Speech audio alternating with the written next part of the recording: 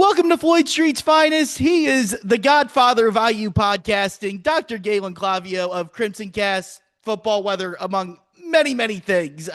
My old professor back in the day up at the IU Media School. I am, of course, Jack Grossman, Floyd Street's Finest, part of the Field of 68 podcast network, powered by the Field of 68. Like, subscribe on YouTube, Spotify, Twitter, all that stuff that I usually forget to say, but I'm being good about it today. I'm 2 for 2 on podcasts of doing that today, so we always love that. If you missed earlier, Phil Baker, ESPN Louisville, joined. Galen, I hadn't planned to do it like this, but then Louisville goes out and lays a stinker against Arkansas on Wednesday night, and Indiana, as we'll get into, obviously laid an egg against Minnesota. But, but my original thought was I'll do like 15 minutes just on my own for the Arkansas game. Then we'll get into, this weekend, IU Louisville, the football game, all that stuff. And then John Calipari did the damn thing that he's done to Louisville so many times before. So I was like, great, I guess I'm going to do it. I'm going to double dip here. So I had fun with that. So go listen to that if you want thoughts on Louisville, Arkansas. I bend the knee to John Calipari. I lost a 15-year battle last night with that. I was trying to think, is there an Indiana comparison to this? Because IU fans respect Matt Painter. Yeah, I mean, maybe Wisconsin basketball. Yeah, which has had we had this weird voodoo hex over IU basketball, and the thing is, it never sat well with anyone because outside of that one year that they went to the title game, Wisconsin basketball was like the antithesis of everything that IU people believe in basketball. That's about the closest I can come to. That's a good one. I was thinking I don't think Painter replies. I don't think Gene Katie replies because Indiana respected those two guys. Louisville fans didn't respect John Calipari during the Pitino era. No one respects Greg Gard, I think, in the Indiana basketball landscape. So, yeah, it makes it's extra irksome whenever it occurs. But anyways, I got an hour on that. That if anyone wants to listen to that one, we're here to talk about not just Indiana and Louisville basketball.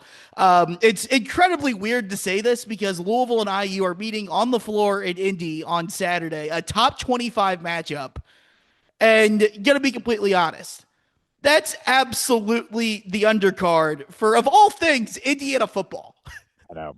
It's funny. I think I've been on this show maybe in the past, or maybe it was your radio show, where I talked about how when I was growing up, the Big Four Classic was like, it kind of felt like the premier out-of-conference event that Indiana would do every year because they would always play Louisville either in Market Square Arena or at Freedom Hall, or they'd play Kentucky in off years. It was this great rotation of games. And the fact that we got that back, these two schools need to play regularly. I love it. I was looking forward to it. I bought tickets this summer. I have given very little thought to that game in the last month because of the fact that this Big Ten football championship was going to be happening on the same day. And it's just this weird nexus of what feels like the old and the new with IU athletics all coming together. And I'm fascinated. The number of people who have said they're interested in the basketball game, but they really want to be at the football game is the exact inverse from how the universe normally does these things for IU. Yeah, I got a text from a mutual friend of ours, Michael Ramirez, who we're going to the basketball game together with this. And he's like, I would sacrifice the basketball game for the football. I'm like, yeah, I think I absolutely. That's where what timeline have we ever said, Indiana basketball can just get it kicked to the side. It's about the football team. I know. And it is one of those things like this isn't just generational success for IU football. I think I described it on a recent show as like this is the 1,000-year flood of college football where you've got a program that historically did nothing is on a 2-year run where they've lost 2 games in that entire 2-year span. They're going to be in the college football playoff for 2 years in a row.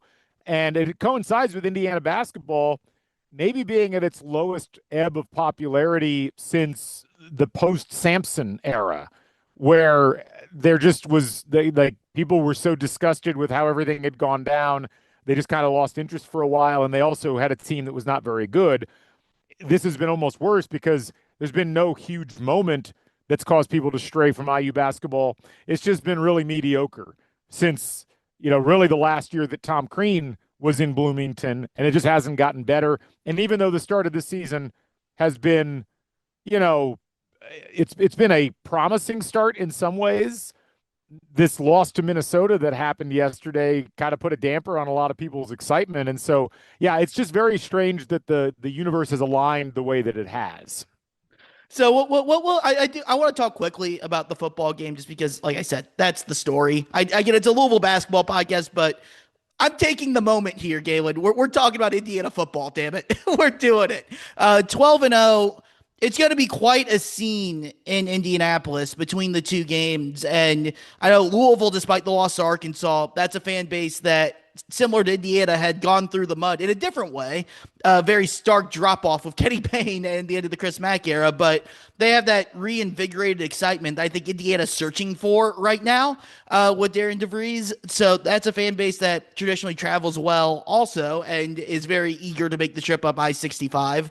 Ohio State has made a long tradition of rating Indianapolis, as I know you've talked about on Crimson Cast as well. Well, and then of course there's Indiana sitting there, used to doing the basketball thing, not used to doing the football thing, and just incredibly excited to just be a part of all of it with the chance of the football game to win the game, which is nuts. So just I know you've been following it. You've been traveling basically with the team for 2 years now with it. Yes, I've gone full Grateful Dead with IU football. I bought a microbus. I painted it in candy stripes. We're just going from road game to road game. It's been awesome.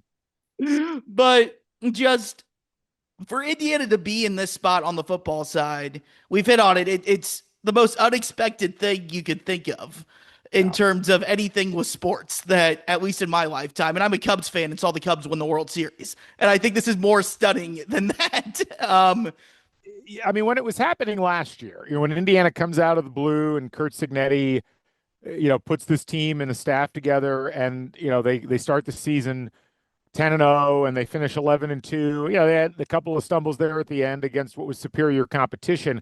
It was like, wow, that was amazing. And the closest thing I could think of in professional sports, there isn't even really an American analog. It's like Leicester winning the Premier League title in 2016 out of nowhere. But then what happened the following year was Leicester didn't win the title again. They didn't immediately start sucking, but they did kind of revert back to something that was a little more reasonable. This has gone the opposite direction with Indiana, where they came back. The first play of the first game of this year, as Daniel Flick from SI reminded me this morning, was Colton Joseph running 75 yards for a touchdown, and everybody's looking around like, "Uh-oh, are we back to the old Indiana?" And there were a lot of upset fans in my seating section for that game, and I was like, maybe we should just wait and not hit the panic button yet.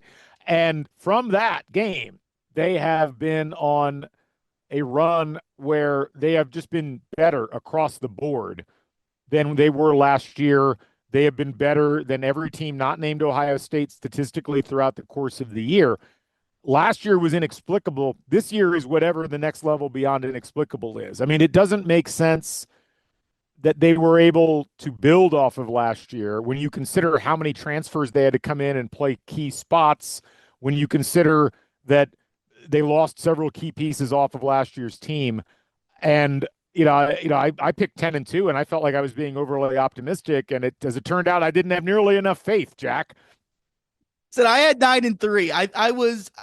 I was terrified of the Iowa game, which turned out to be right to kind of be terrified of that. And then I was like, I can't pick them to win at Oregon or at Penn State. I just can't bring myself to do it. But, unreasonably so. Yeah. I mean, one team had beaten Oregon at Autzen in the last 5 years, and it was Washington with Michael Penix, who went on to the national championship game. Ohio State, who won the national title last year, couldn't win in Autzen. Indiana not only goes in there and wins, they wins by double digits for the first time for an opponent since 2016. Who would have rationally picked that game? No one. I mean, they didn't just, like you said, they didn't just win. I remember I was watching it.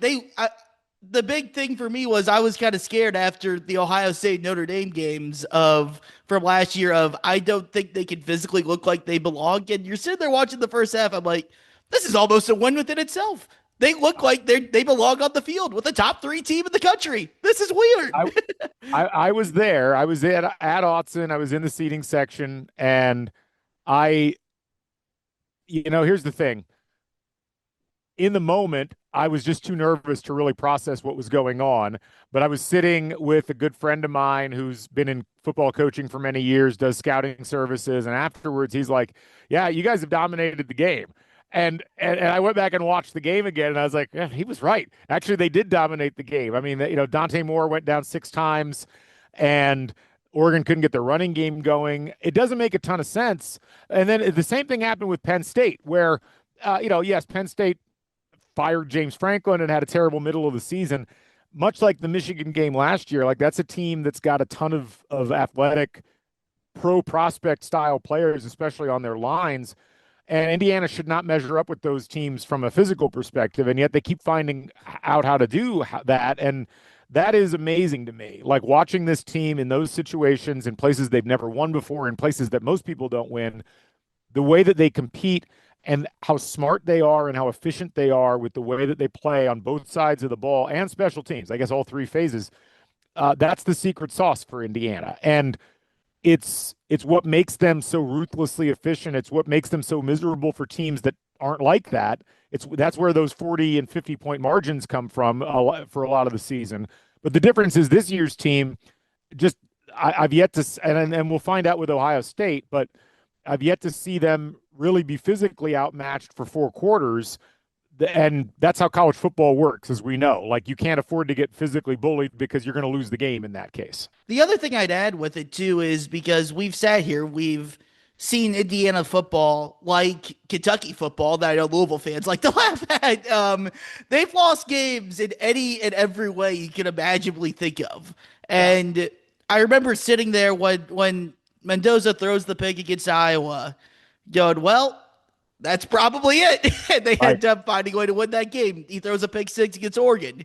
And it's, well, that's probably it. Let's see. Are they actually different? And they answered the bell both of those times. And then by the time you get to the Penn State game, I'm sitting there, they're losing.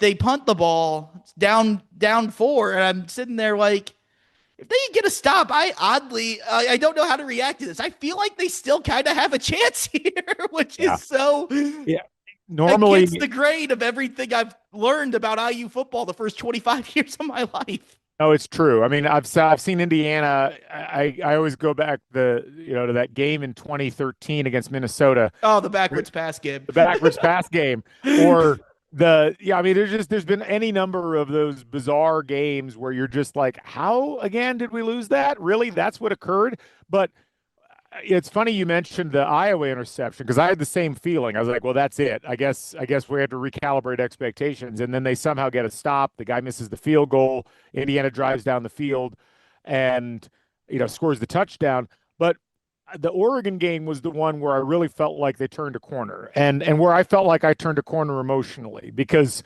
they have the 7-point lead. And Mendoza gets pressured a little, throws the ball, interception. I didn't even watch the guy run into the end zone. He was running right at me. And I just turn around to my friend while it's all happening. And I'm like, well, at least we had the cushion to do that this time.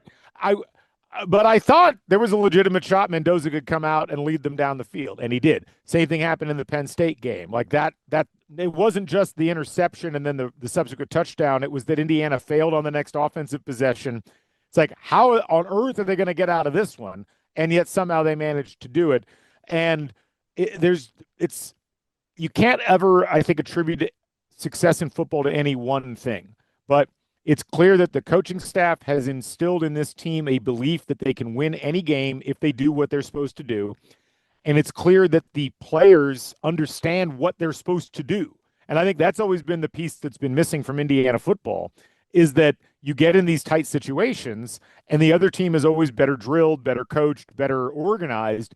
And Indiana suddenly has that advantage. This is probably how Patriots fans felt in the early 2000s when Bill Belichick fully got things in place. It's like, wait, that's normally the Bills, or that's normally the Dolphins. That's not us. And then it became them. To me, that's the best way I can come up with to describe the shift in mentality. And it's gotten to the point now where I think IU fans go into games expecting to win, and you know how different of a mentality that is from the history of this program.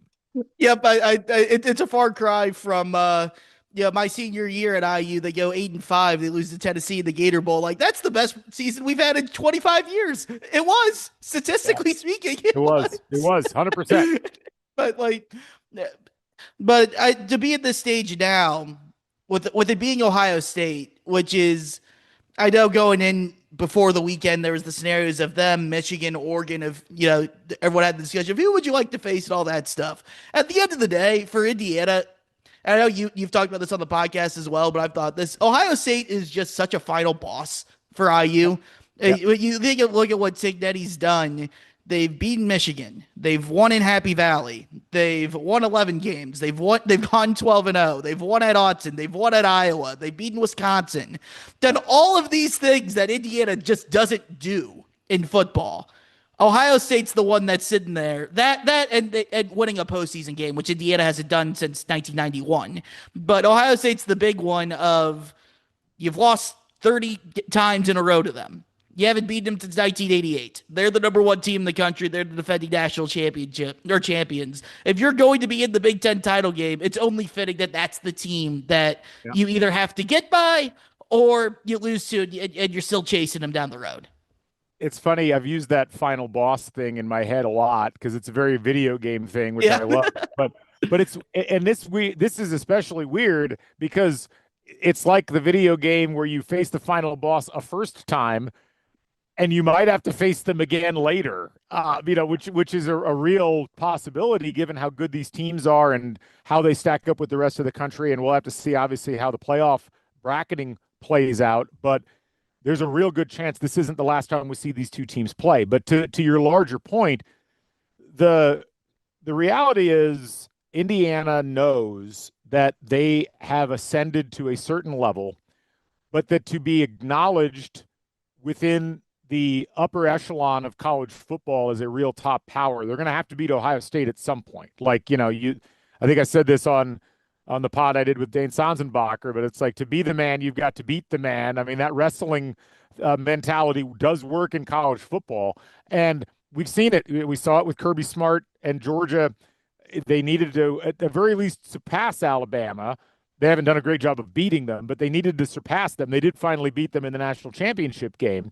We saw it with Clemson. We saw it with several different programs over the course of time, where Michigan's another good example. Like, the Harbaugh thing didn't really work until they started beating Ohio State, and suddenly they could feel like they had at least a level of equality, if not superiority.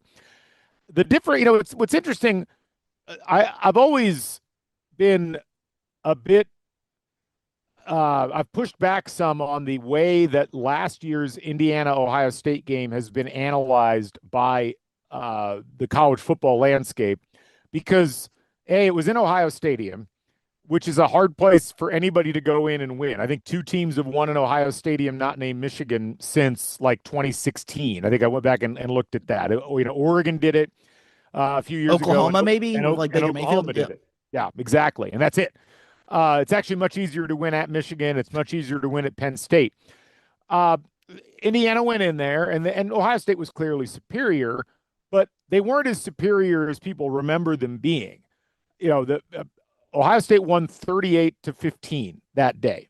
Of the 38 points that Ohio State scored, 7 of them were Ryan Day running out of a victory formation at the end of the game. And then 7 more points came off of a punt return from Caleb Downs. And then 7 more points came after James Evans dropped the ball when attempting to punt it. And Ohio State got the ball in the red zone and scored like 2 plays later. So that's 21 of the 38 points that are attributable, frankly, to either garbage time or the special teams unit for IU, which means, like, you take those points off. You're talking about 17 points scored for Ohio State in that game. And even if you take the end of the game touchdown out of Indiana, you're talking about a 17-7 game, which looks a lot different on paper. So what were the root causes of the issues for IU in that game? They scored on their first full offensive possession. They looked like the better team in the first quarter, and then they eventually got ground down by a combination of superior talent and scheme, weather, because it started to drizzle in the second quarter, and that was when the handles went to hell for Indiana. And it was really effing loud. I was there. There were 110,000 people yelling really loud in that stadium. I mean, I don't know about the talent and scheme thing. Those will still be big problems for Indiana, but they're not going to have to deal with a hostile crowd in Lucas Oil Stadium, and they're not going to have to deal with the weather conditions because it's indoors. And it's a much better Indiana team from a talent perspective. It's a much more coherent offensive line. It's weirdly a better defensive line and a better front seven for the defense. And it feels like everybody's now been in those moments. They've had to go to Autzen. They've had to go to Iowa. They've had to go to Penn State. They've won all those games. They played Ohio State at Ohio State. They played it. They're much more engaged with the environment that they're going to face here. I'm not saying Indiana's necessarily going to win, but the idea they're going to come out and look exactly like they did last year feels wrong, given everything that's happened in that game and since then. Yeah, and I think it's going to be a fascinating game. I mean, I don't have much of a read on it outside the fact that both defenses are so damn good. I get it. I think the winner of the game, whichever quarterback wins, will win the Heisman. That's kind of where I'm at with it. But I do think the defenses are largely going to dictate the game with how good they have been. I think it's low scoring rock fight. That's kind of where I'm at with it. I think there will be some points scored. I think a lot of it is going to depend on, can anybody get the running game established? You know, one of the things that people forget about, another thing they forget statistically about the game last year at Ohio Stadium is that if you look at the total amount of rushing yards that Ohio State accrued in that game, it looks like they had a fairly decent game. And yet, when you dig into it, the reality is if you take that last run that they had in the game, that one out of the victory formation, they ended up with 76 rushing yards and a 2.8 yards per carry average in that game. If you can do that again, if you're Indiana, I think you're definitely in the mix. Now, the problem for Indiana last year was they had 85 rushing yards on 40 attempts. Their rushing game was just absolutely ground into dust by Ohio State's defensive line. So to me, that's where it starts. Like, Indiana has to get Roman Hemby and Kalon Black going, because if they don't, Fernando Mendoza is going to be under just an insane amount of pressure. And as good as Mendoza is, there's a limitation on what you can expect out of him when so many of his best throws take 2 or 3 seconds to really kind of get structured and going. So Indiana's got to both limit Ohio State in their rushing attack so that they can put pressure on Julian Sayin and not just let him sit back there and pick Jeremiah Smith or whomever out as they're throwing. But then Indiana's also got to move the ball on the ground. They've got to chew some clock. To me, that's the place to start when you're looking at this game. I think there will be some points scored. You know, if Indiana's defense has a weakness, it's that they've gotten beaten on a few deep balls, not as many as people think. It happened against Oregon. It happened against Iowa. It happened against Illinois, and it's happened one or two other times. Those just stick out, and it's because Indiana's defense has not allowed many points on the season period. So how much can they bend Ohio State's approach to having to deal with the two high zone? How much do they play man? How much do they try to, really make it so that Ohio State has to put the ball in the air? And I think the most important thing is defensively, can Indiana get pressure? Because if they can, and that they're forcing Ohio State into situations where they're pressuring Julian Sayin because they can't get their running game going, that's really the route to success. I have no idea what to expect, though, in terms of these matchups on the line, because Ohio State is still the most intimidating team that Indiana will have faced. And I think this year's team is probably more so than last year's team was. Yeah, I mean, I'm just happy they're in the spot. I'm going to be completely honest. No, I know. And this is the weird thing, Jack. Like, I've been going back and forth on this. I am absolutely in the happy to be here camp. Yeah. But I also believe, if you're there, you might as well win, right? I believe the numbers. And I do believe that these are the two best teams in college football this year. Maybe not the two most talented. I think Ohio State is the most talented. I don't think Indiana's got more talent than Georgia or, a couple of the other teams that are in the mix. But I think Indiana, in terms of what they're getting like output wise, they are getting the most out of their team of anybody other than Ohio State, and they've played a tougher schedule than Ohio State, and that becomes the big question mark. I heard from one of the folks that cover Ohio State. He's like, we haven't heard Ryan Day talk about another team the way he's talking about this Indiana team all year. They seem to really respect what they're doing. Now, who knows? That just could be lip service, whatever.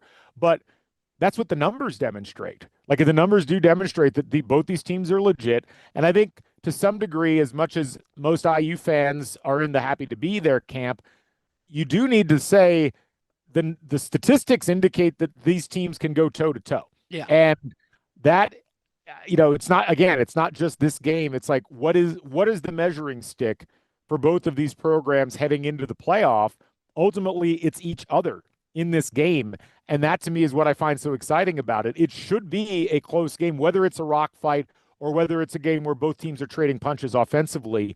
I think that it's got all of the makings of being an actual potential classic. It's just really the question is on, can Indiana rise to that level? Can they rise to the occasion? And they're in a much better position to do that now than they were last year at this time. Yeah, I think they're in a better position to do that also than the basketball team is on Saturday, to be completely honest. It's funny. So we'll use this as a little bit of a transition because, the football game, again, that's the center stage. That's the thing everyone's looking for. The basketball game is, again, it's Louisville and Indiana. It's a top 25 matchup. I'll put it this way, Galen. This is the unique spot that U of L and IU are kind of in because, there's a lot of people from Louisville, myself obviously included, that end up going to IU. And it's an interesting relationship between the sports athletics teams and the people from Louisville with how much U of L and for Kentucky fans, UK are just treated as the default pro teams there. So yep. I have friends that I grew up in Louisville with that went to IU that will root for IU. They're going to the football game. They're going to root for IU in the football game. They're bringing changes of clothes for the basketball game to wear Louisville stuff for the basketball game, root That's for wild. Louisville, change clothes, and then root for Indiana in the football game, which is such a unique situation that I can't think of another spot where that happens in, but that's what Louisville is in Louisville, though. It's just the de facto pro team that Indiana's your college team with it. I know it is wild, and I don't even know what to make of it at this point. It's the weirdest reversible jacket thing I think he's come up with at this point, especially given how many Louisville football fans are still bitter online that Indiana canceled that series. I think it worked out best for both parties. I just want to get that out there. Can I just say this as, again, Louisville basketball podcast, that's what it is. If nothing else, one, working in Louisville radio makes you kind of, Louisville basketball, I grew up going to the games, all that. So, So I still have a very strong affinity for that. It's part of the reason why I do the podcast.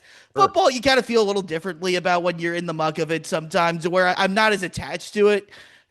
I would have, from the Indiana grad part of it would have been fun to kind of, I think IU would have beat their butts both years, which would have been fun. But the thing, which I would have personally probably enjoyed, but the thing I miss is, and why we were talking earlier, I took off in June to make sure I was here for this basketball game. I didn't take off. I didn't go to the IU Louisville football game at Indy a few years ago. I was like, well, I'll go to the one in Bloomington. I'll go to the one in Louisville. And that's just going to be a great ass day in terms of all my friends from IU, all my friends from Louisville, people from the radio station, people I grew up with. And then that got ripped away from me. Probably my two tailgating days I looked forward to more than anything else in life. Absolutely. So, but now we get that on the basketball side, which I'm excited about. I will say, as the unofficial representative of the IU football cultural community, we welcome any Louisville fans that want to root for Indiana in football. And whatever you do in your basketball time is your own business, as far as I'm concerned. Yeah, it's going to be fun, but it just brings such a charged energy into Gainbridge Fieldhouse on Saturday. I guess we'll start here. What do you expect? Because I remember I was at the game the last time they played in Indy in 2016, 2017. I felt like it was about a 70-30 split in favor of Indiana in that game. Louisville, I think Louisville was really good that year. That was Donovan Mitchell. They were a 2 seed. Wow. But I think there's a level of excitement for Louisville that there just hasn't been really probably since that season, even more so since that season. And as you said, Indiana is trying to recapture that on the basketball side. And yes, the football game being there will help Indiana, but what type of crowd split do you expect in Gamebridge? Oh, I think it'll be about 50-50. It might be a little more Indiana because when this before the Minnesota game happened this week, I think a lot of people were like, I absolutely want to go to both of these games if I can. And I think maybe they immediately ran into I might not be able to go to the football game after all, given the prices. But there's been such high upward pressure on the secondary market for tickets. I mean, Louisville fans travel in great numbers. I don't think they're traveling in great numbers for like $130 a ticket for a basketball game. I think a lot of that's coming from IU. So I think it depends on how many Louisville fans bought ahead. Yeah. I'm going to say maybe 60-40, maybe 70-30 in favor of Indiana. And that's not a reflection negatively on Louisville, because I think that's still a great crowd split given that it's 100 miles away. But I think that there's just going to be, even though Louisville kind of got the kickstart in their program a year ago and built a lot of excitement, I think there was a lot of people around the Indianapolis area for whom any competitive game in Indianapolis, they're probably going to buy tickets for as long as they're halfway reasonable. And in this case, like the tickets weren't that bad. If you bought them through IU over the summer, like 100 level tickets were selling for like $99 a piece. And, like that was, you wouldn't even think quite twice about that. So, but it could be closer to 50-50. And if it is, great. I mean, one of the things about not just the Indiana-Louisville series, but the Indiana-Kentucky series that made it so special, when they would have it in the RCA Dome, it would be split halfway down the middle. You'd have 20,000 IU fans and 20,000 Kentucky fans, and that was always a cool environment. I think you could get a similar thing here. Yeah, I've always compared, especially the IU Kentucky games, but IU Louisville applies to this as well. It almost felt like the basketball version of the Texas Oklahoma game. Yeah. Especially when they would play in either the RCA Dome or in Freedom Hall as well, down in Louisville. And you mentioned it earlier. Actually, we got into this on the previous podcast today as well. The Big Four Classic. I want them to bring back the Big Four Classic. Damn it, we're already kind of doing it. I mean, sorry, Notre Dame, you're not relevant enough. We'll get Purdue in there for Notre Dame. Have Louisville play IU, Kentucky play Purdue, put it in either Lucas Oil, where IU and UK are already playing next year, or put it in the KFC Yum Center and let those four fan bases, go nuts for a day. I think it'd be absolutely fantastic. Then the next year you flip it, have Louisville play Purdue, and then Kentucky plays Indiana. I think that would be an absolute blast and something that would be really, really good for college basketball. See those four programs together. I think I've made this statement on one of your shows before. I'll make it again. This whole fiction about, we need campus sites, da-da-da-da, it was always made up on both Calipari and Crean's behalf. They just didn't want to play each other. And I get why. There's not a lot of benefit to it if you're either of those guys, but these schools need to play. I would love – I wish there was a way that we could incorporate – well, maybe not now because they both kind of suck, but I would have loved – I would have loved to incorporate like Cincinnati and Xavier into the mix. And do like an 8-team, not a tournament, but like a mix-up of the teams. You could even throw Purdue and Ohio State in if you really wanted to. Like this circle of basketball where everybody's within about 3 hours of each other. I mean, it already feels like with Kentucky and Louisville where they're at right now, where Indiana hopefully will get back to, it would be great to have a celebration of Midwest basketball where we can have this be just something that's on the calendar every year. And whether you're playing in Indy or in Louisville, they're great neutral-ish sites that you can put these things in. And I think that even when it's not technically neutral, you can still have great games at the Yum Center, even if it's Louisville technically hosting. I'm all for that. And to me, it's just it's hard for me to believe that you couldn't put on like a Legends-esque event where you got some NIL money behind it and had some guarantees on what the games would pay out. There's money out there. Like you can't tell me you couldn't sell 36,000 tickets for Lucas Oil Stadium and put a game like this there. It would make tremendous amounts of revenue. It would be a much more fun environment than playing in front of 2,500 people in Vegas. Yes. That's all I'm going to say. Or Madison Square Garden, which, Louisville, Indiana played there. It's ridiculous. Correct. Yes. Yeah, I know we talked about it last year when I had you on before IU and Louisville played, which was probably the resume win of the year for Pat Kelsey and the beginning of the end or final nail in the coffin for Mike Woodson. But IU and Louisville have played more often in New York or the Bahamas than they have in the states of Kentucky or Indiana the last 7 years. That's Yeah. ridiculous. So hopefully this is the start of getting back to that. And, you look at Pat Kelsey's non-conference schedule this year, they play Indiana. They play Kentucky, or already Yep. played Kentucky. They played Cincinnati. They play Memphis, a huge rival from Louisville's past. They play at Tennessee.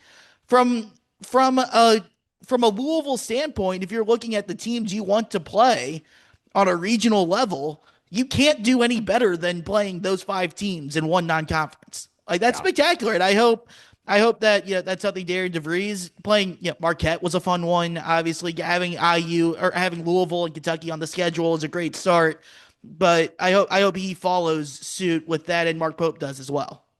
I mean, I think DeVries will get there. A lot of it is there's going to be a couple years of building the roster and getting the program going in the right direction. And so you can't do that stuff immediately. But the fact they got Kentucky and Louisville, I mean, Kentucky was already coming back on the schedule. Right.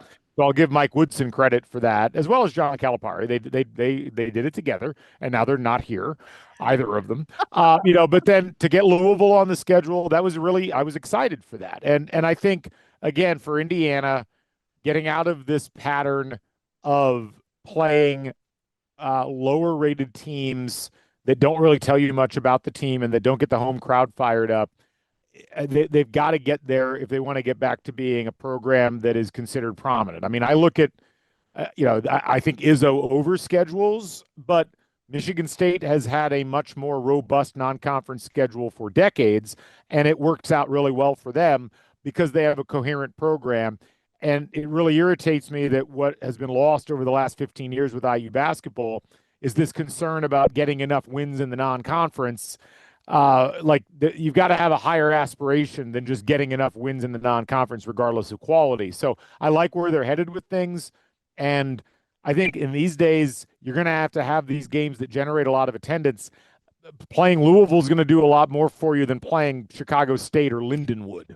Yeah, it would. I mean, you look at Alabama a couple of years ago. Alabama went 6-5 the non-conference, still got a 4 seed and made a Final Four run.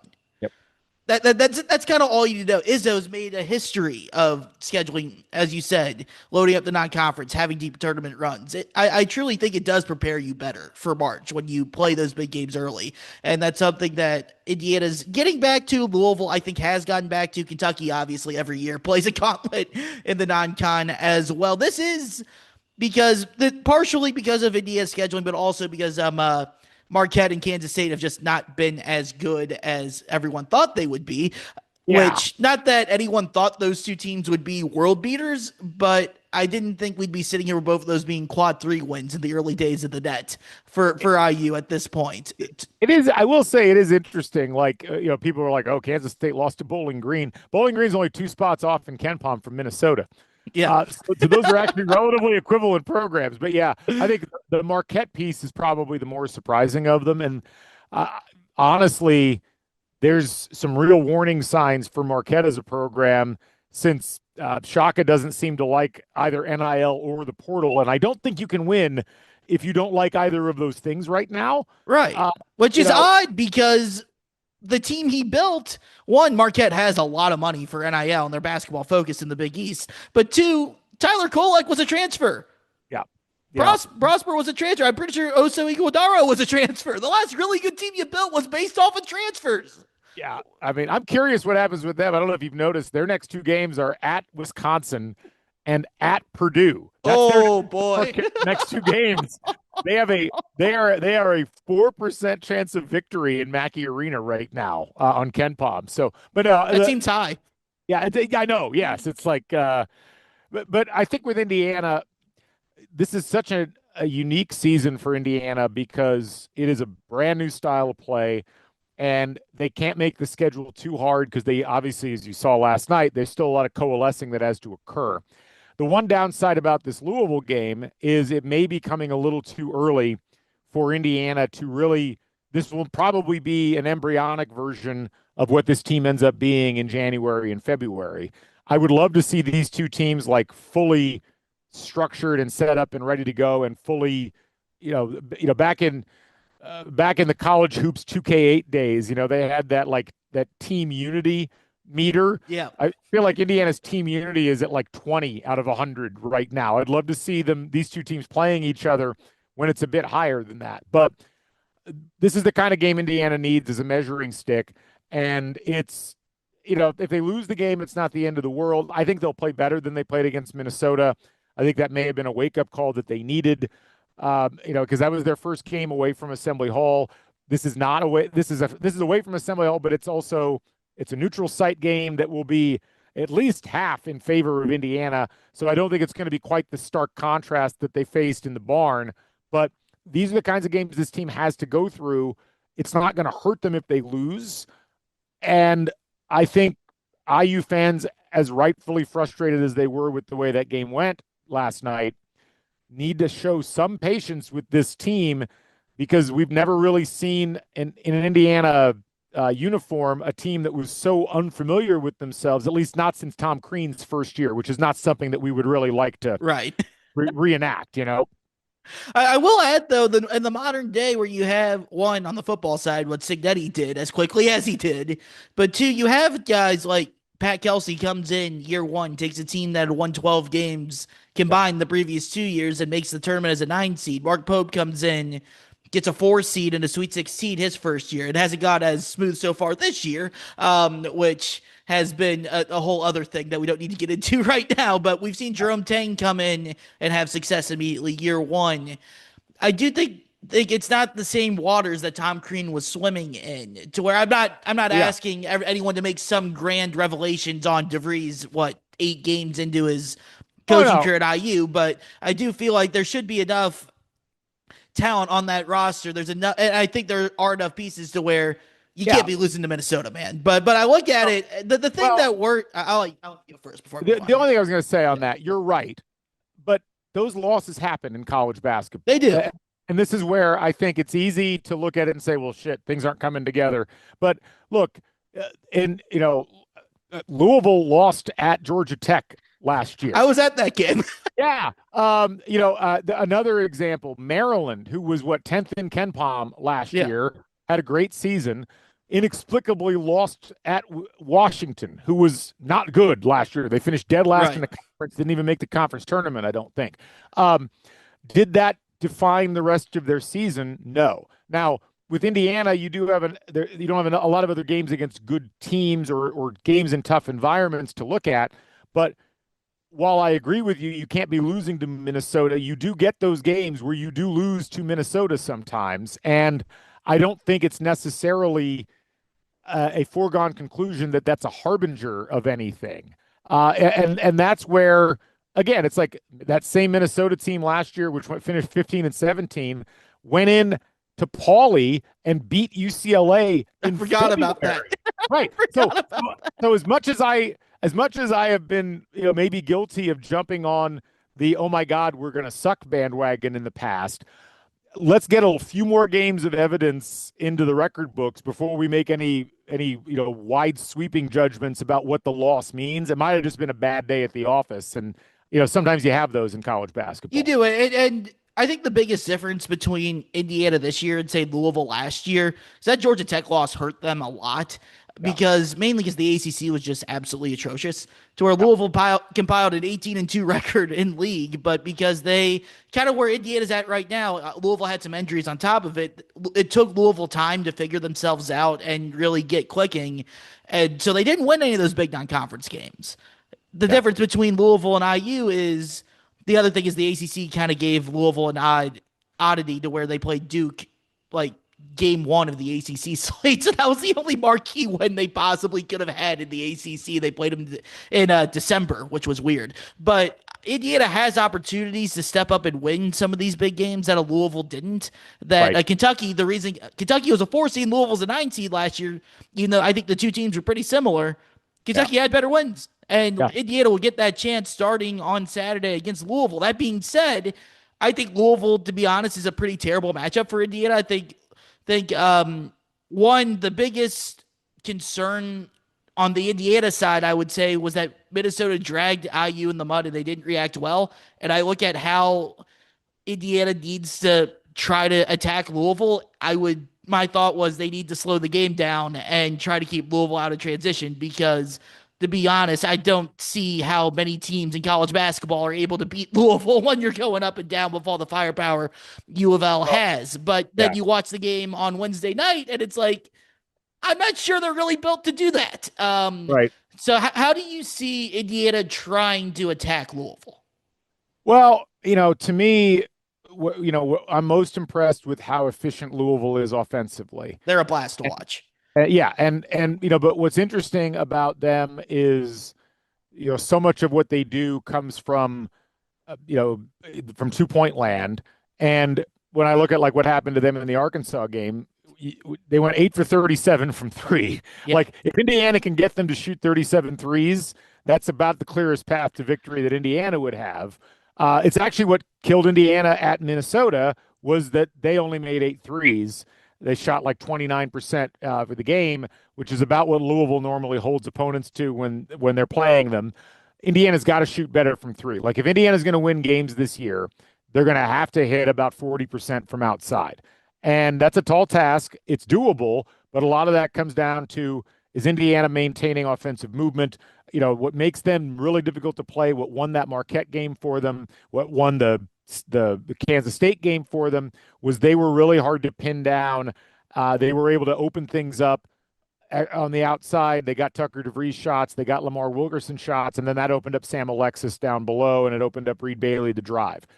If they can't do those things offensively, they're not going to survive this Louisville game.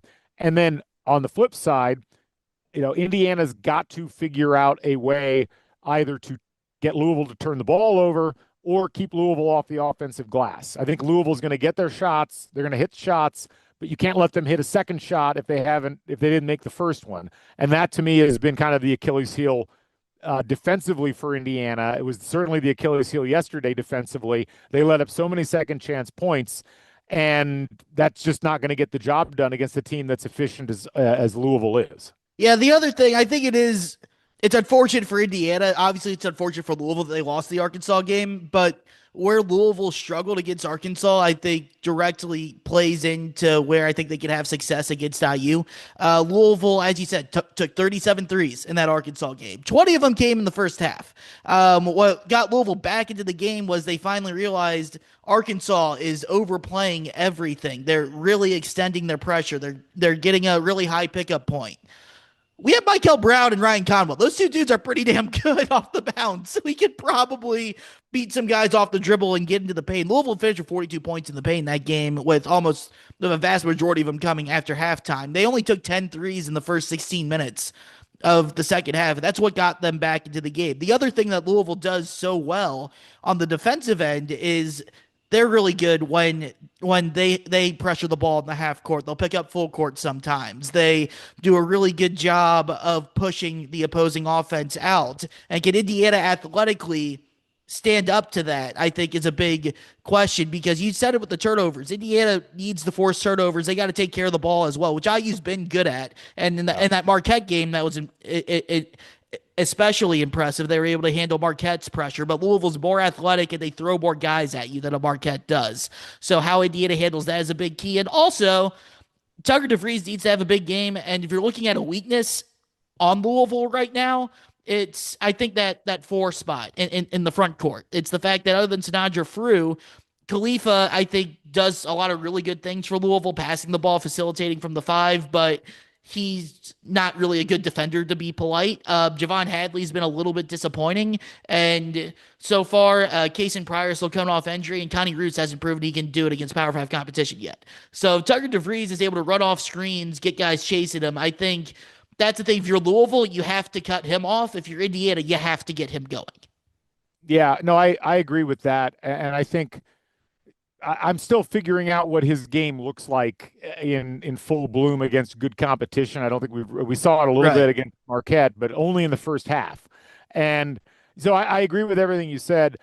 I have been looking back at what happened in the Bahamas last year between Louisville and West Virginia, because of course That team was coached by Darren DeVries. Of course, they went to overtime in that game. Louisville ends up winning it in overtime. Now, that was a different Louisville profile than what you've got going on this year, obviously. But I do think if there's an advantage for Indiana to some degree in this game, it's that DeVries is coached against a Pat Kelsey coached Louisville team. He's got to have some insights into what to do. And that was not a particularly big West Virginia team that he was utilizing last year. And it was a far worse team offensively, a better team defensively, certainly. But, when I think about the route for Indiana, it's ironic because that was a game where Tucker DeVries did not play particularly well. At least he didn't shoot the ball well, but they were able to get a lot of opportunities for other players because there was a lot of focus on Tucker DeVries in that game defensively, if I remember correctly. And so Yeah. I am curious, like this is where Lamar Wilkerson has to have a much better game than he had up in Minnesota. He took 2 shots in the first half. Yeah, How does that happen? Well, and again, this is, I think, sometimes where you'll get players who, on teams that are not used to playing with each other, when the guys are getting overplayed on, or when there's not a clear idea of what direction to go with things, there's some deferring that occurs where it probably shouldn't. And I think Wilkerson, who's a great kid, met him. He's great personality, but I think he's still learning how to be an assertive, member of the team. And I don't know if he's going to suddenly learn that in a couple of days going into this next game. It's fascinating because, like, on the season so far, he's had a 24-point game and a 23-point game. He's also had a 9-point game. And then, last night he just wasn't a factor in the first half. And by the time he started to get things going, it was a little too late. The train had already kind of left the station there. So any success Indiana will have in this game will require him getting involved early and often and being someone for whom the offense is flowing around. I don't know if they've got it in them quite yet on that front, but that's where it's got to start as far as I'm concerned. Yeah, I think a big thing is obviously, like you said, the key to this whole game is if Indiana hits shots, they can compete. If they don't, Louisville's going to run away with it. Like I hate to simplify it, but sometimes it is that simple. But true. Yep. But I do wonder the way Louisville's built with all their depth and their pieces and how much they want to get out and run. Can Indiana do it for a full 40 minutes, even if they are hitting shots? Because that's one thing where you look at it, like look at the IU Kansas State game, for example. IU, for about 34 minutes, did a phenomenal job, I thought, on PJ Haggerty. I was impressed by that. One of the best players in the sport. But can you do that when Louisville has both Brown and Conwell? Is the question. It's a different beast than what they saw with PJ Haggerty. Yeah, and I mean, a lot of that was Connor Enright, just like glue. And actually, there was an interesting stat I saw even from yesterday that, like, in the 5 or so minutes that Enright was not on the floor, Indiana was minus 16.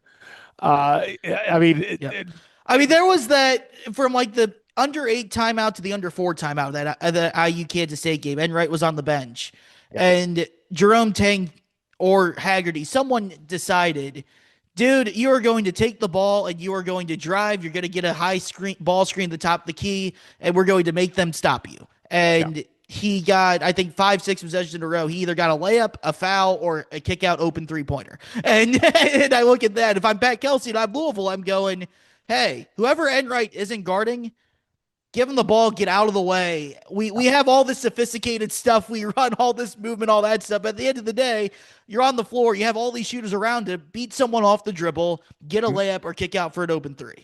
Yeah, no, I mean, it feels pretty clear to me that Enright and Connerway are going to have the best games they've had over the course of the season. And, I mean, Connerway was really probably the only reason Indiana stayed in the game as long as they did against Minnesota yesterday.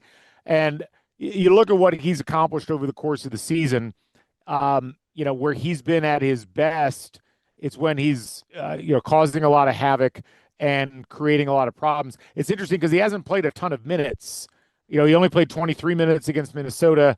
He only played 26 minutes against Kansas State. I think they're going to need more production and a longer amount of time out of both him and Enright because they don't really have another option at the guard position that can combine offense and defense in Connerway's case, or ball distribution and defense in the case of Enright.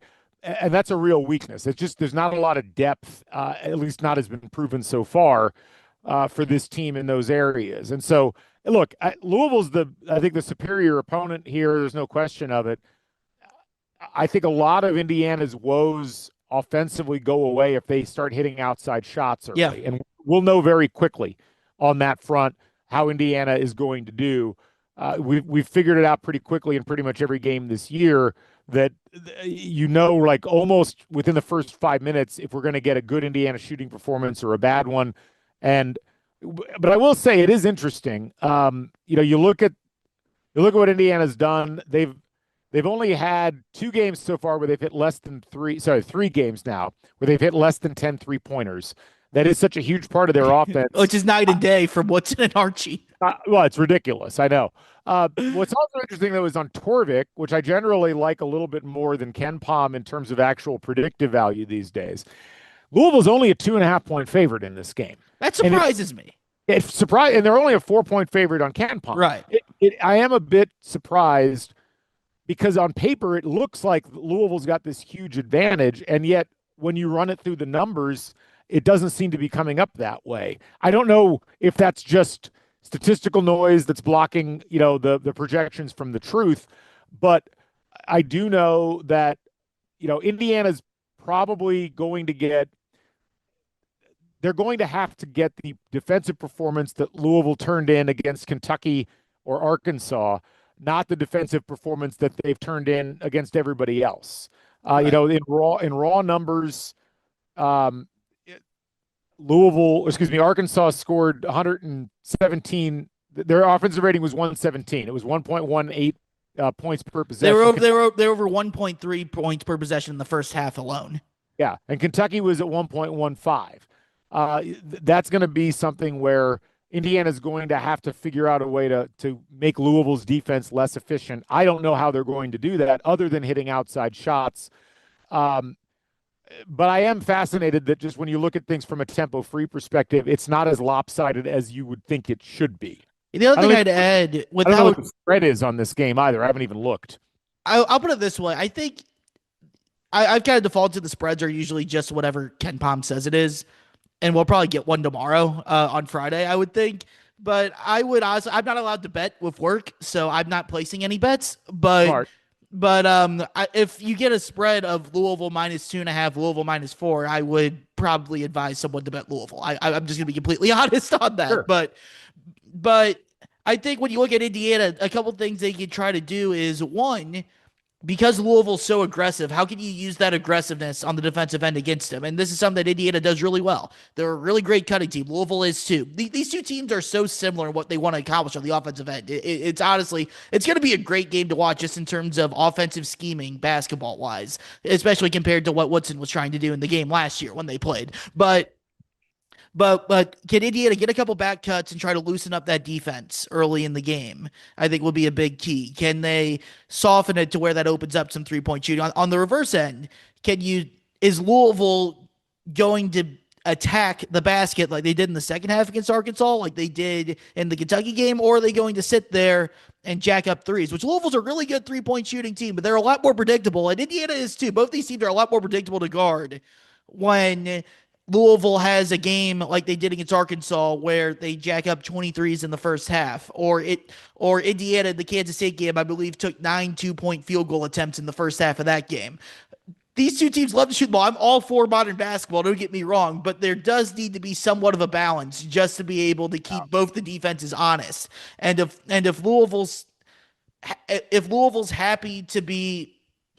content shooting threes and they're contested threes and they're out of transition and Indiana's able to grab enough defensive rebounds, that to me is IU's chance to get into the game. But if Pat Kelsey's sitting there pretty annoyed at them probably after how they played against Arkansas and getting that message across of you have to attack the basket, that's where I think Indiana, outside of Enright and Conway, have struggled a lot this season, staying in front of drivers, staying in front of the basketball, and staying out of foul trouble as well. Louisville fans are really angry about the free throw discrepancy in the Arkansas game Wednesday night, but I sit there and look at it. Well, you took 37 threes. You didn't try Yeah. to, you weren't the aggressive, you weren't the aggressor, guys. What'd you expect? You're not gonna, if you take jump shots, you're not gonna draw as many fouls. I know Indiana's kind of fallen to that as well, but Louisville has the pieces to where they don't need to manufacture it as much as IU does.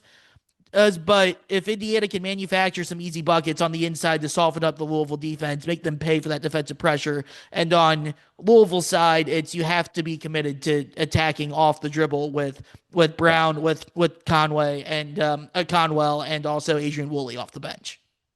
Yeah, I agree with all that. And I mean, what I would also add is Indiana has to stay out of foul trouble. This has been a real problem for them all year.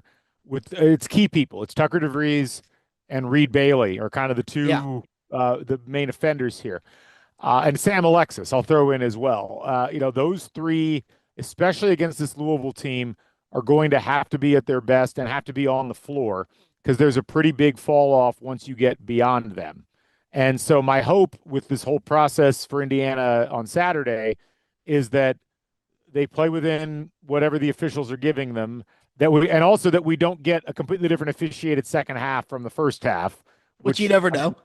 no, I know we will get a completely different officiated second half because that's just how officials decide they want to do things these days. It's maddening.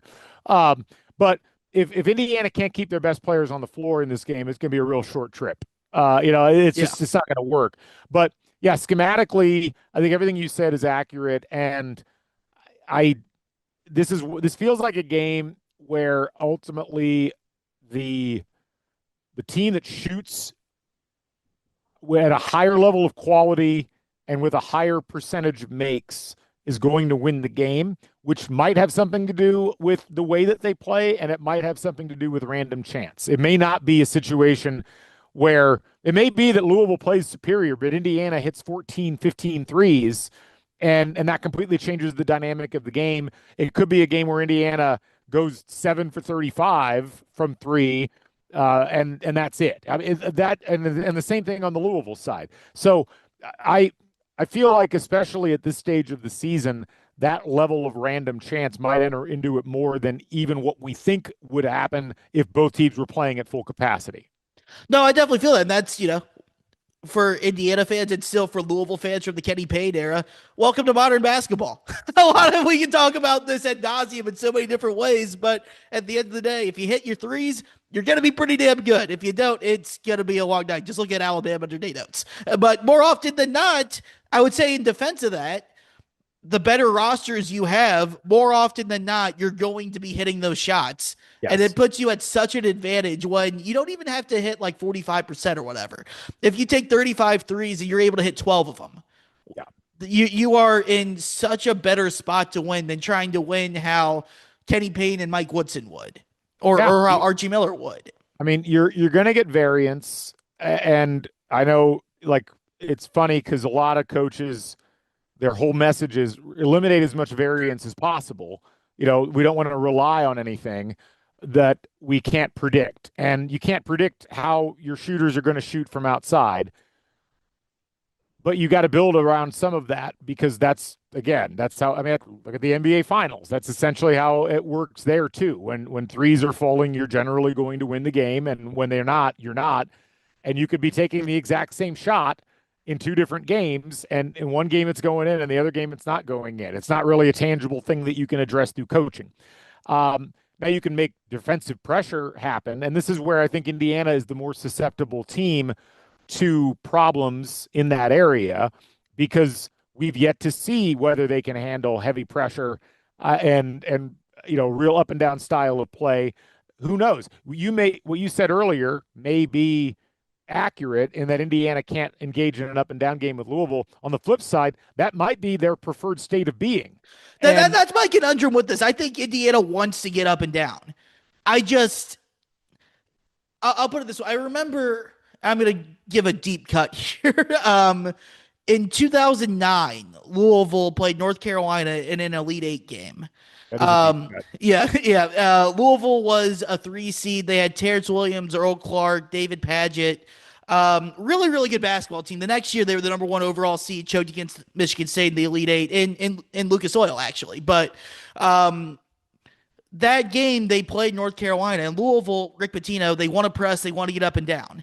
That being said, you were playing Ty Lawson, Tyler Hansbrough, Wade Ellington, and Danny Green. And this Louisville team isn't that team, and I don't think this Indiana team's necessarily as good as that Louisville team. But the point remains of Louisville committed to what they were doing, and they played a good game. They battled for a while, but at the end of the day, no one was going to be able to run with that team in that year of college basketball. I think Indiana, especially with the way the Minnesota game went on Wednesday night, they have to be who they are because that's what's going to help them in the long run. And I think they can compete for a while. But whereas I think Lamar Wilkerson's a stud, I think Tucker DeVries is a stud, Connerway gives them a lot of good things. That's like 3 dudes, which is good, and you can win a lot of basketball games. I think Louisville has like 8 dudes. It's just, and that's not DeVries' fault. That's Pat Kelsey's had an extra year of recruiting and all that stuff. He has a head start on him. To where I think Indiana comes out, they hit some shots early because we've seen them. Yes, Marquette and Kansas State aren't the same caliber as Louisville, but those are games that Indiana's gotten up for, and I'll even include like the Baylor exhibition in that also. They've risen to the occasion to that point to where I think they will. Just at the end of the day, I don't think they have the legs or the depth to do it for a full 40 minutes with how much Louisville throws at you. You're probably right. But, and again, this is where I kind of look at it and I say, if it's a situation where Indiana can get into a rhythm early, right? The outside shooting and what that opens up with Bailey and Alexis in the lane is a great equalizer. It's just, can you sustain that for 40 minutes becomes the question mark. And, Indiana's played a lot better defense than people gave them or thought they would play thus far this season. I mean, they're a top 20 defensive unit. Now that's been against pretty weak competition overall.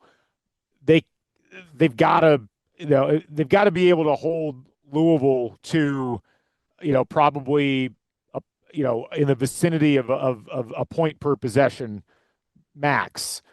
I don't know that they can do that. They didn't do it against Minnesota last night. And you talk about Louisville has 8 dudes.